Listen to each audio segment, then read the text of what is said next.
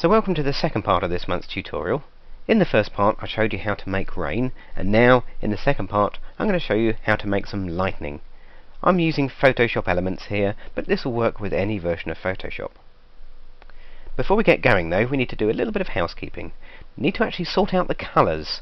I want black and white as my colours here. As you can see, I've got blue and white at the moment. So to set black and white, just click the little default icon down there, but I don't want black as my foreground colour, I want it as my background colour.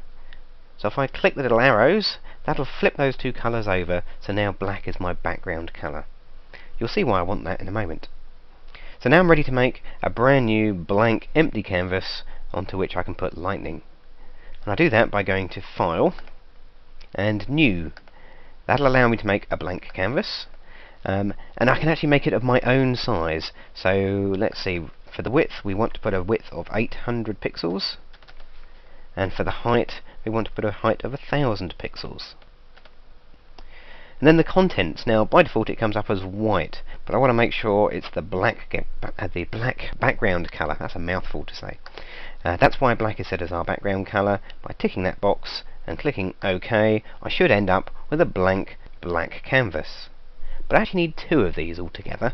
One to make the lightning, and one, well, you'll see what we need the other one for in a moment. So we need a duplicate of that. If we go to Image, Duplicate Image, and say OK, there we go. I've got two identical blank canvases. Now it doesn't matter which one you work on. We'll work on our first one there. Let's move that across. And now we're ready to start making some lightning. Now to make lightning, we're going to use one of the standard filters. So they're there on the filter menu, but no matter how hard you look, you're not going to find lightning as a preset filter. We actually need to do a little bit of work. We're going to use the render difference clouds. And when I click that, we get a little sort of cloudy pattern appearing on our picture, but it doesn't look much like lightning. In fact, we need to use the same filter twice. So if I go back to filter, it should be there as the last filter I used. There it is at the top. So if I click that again, there's our lightning. Okay, well it doesn't look too much like lightning at the moment, I'll grant you. A little bit more work to do yet. So if we go to Image, Adjustments, and Invert, that'll change the black and white around. And now you can maybe just start to see that we've got some sort of lightning type effects coming through there. But we just need to work this a little bit harder. So if we go to Enhance, Adjust Brightness and Contrast, and Levels, we can move things around a little bit on the levels sliders here to get a much deeper black and a much brighter white. To do that, I'm just going to get the black slider and slide it all the way across to the right hand side. And as I do, you should be able to see the lightning start to appear. What I'm looking for is to try and get this slider up here to probably around about sort of 245 or 240, between 240 and 250. Your sort of personal preference on these things come into play. When you're happy, just click OK, and that's going to be our lightning. But it doesn't look much like lightning at the moment, it just looks like lots of squiggly lines. We need to do a little bit of work to construct it, and that's why we've got our duplicate image over here. Now it's worth a good look at your lightning here, because we're going to pick bits of these straggly lines out and construct it over on the other side. So what I'm looking for is perhaps the longest bit as my main bit of lightning, which is probably this one down here by the looks of things. So if I get the lasso tool and just draw around it just roughly, like so, trying to get all the bits and pieces in, and then down and around the other side, and back to the top again. Like that. Now I just missed a little bit there. If you need to add to a selection, very easy, hold shift on the keyboard and just draw around the bit you missed. A little bit there too. There we go. Oh, and a little bit there. That wasn't a very good selection, I'll grant you, but there we go. That's better now. Then all we need to do is to copy that and pop it over to the other side. So we go Edit, Copy, click the other image. That then becomes active, and Edit, and Paste. And that pastes our bit of lightning in right in the middle there. That's lovely. Let's get the Move tool and move that up to the top, and that'll form our main part of lightning. Then it's simply a matter of going back to your first image again, getting rid of the selection, Control and D to remove your selection, and finding another bit and copying that in. So let's see what we're going to do next. I think we've got a nice bit up here. If I make a selection around here, like that, and we'll do the same again. This time I'll use the keyboard shortcuts, Control and C to copy, click the other image, and Control and V to paste. There we go. Get the move tool again, and just move that into the right position. Now if your lightning isn't going in the direction you'd like, not a problem, we can rotate things around. Back to the keyboard shortcuts, Control and T. That'll allow you then just to rotate your bit of lightning so it's coming down in the direction you'd like. Similarly, you can stretch it as well. If you need to resize it, you can make it bigger and smaller too.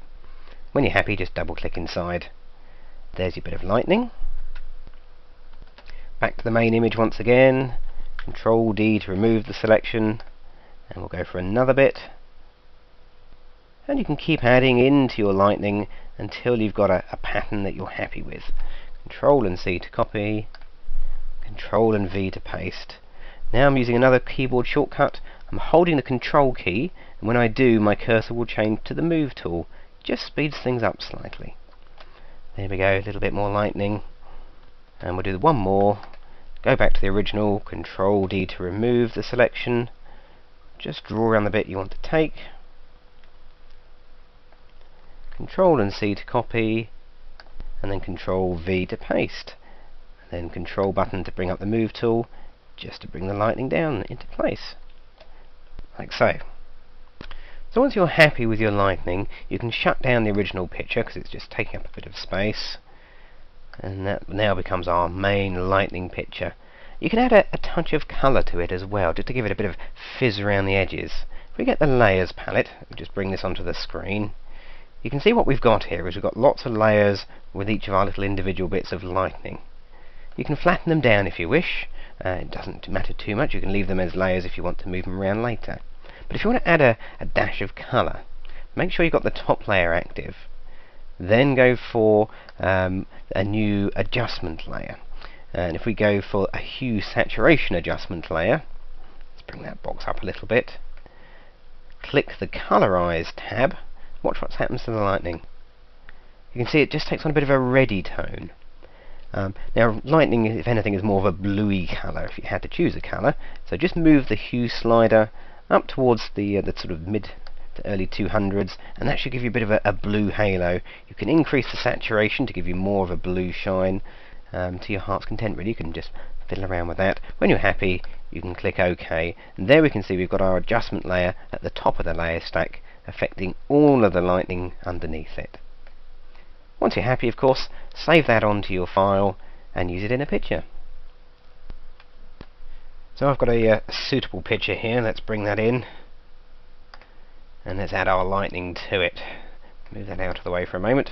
Go back to our lightning layer. Now if you're going to add it into the picture, you have to flatten it down. So let's move our layers palette and click the little arrow to the side. Flatten image is one we want. There's our lightning down to a single layer now. Let's move that out of the way. Then to add our lightning into the picture, grab your lightning picture, grab your Move tool, and click and drag it onto the main image. There you are, all done. We'll get rid of the lightning because that's kind of in the way. Then all we have to do is just to make sure that we can see through the lightning. This is much the same as when we made the rain in the earlier tutorial. Just change the blend mode of the lightning layer from normal down to screen. That'll make black invisible, and you can suddenly see the lightning through it. You can move the lightning around, of course. It doesn't have to be where you initially plonked it, like so. You can even copy the lightning if you want more lightning. Make a copy of that layer and move it to another position. Perhaps Control and T to rotate it a little bit, like so. You can have as much lightning as you like that way. Keep moving and changing.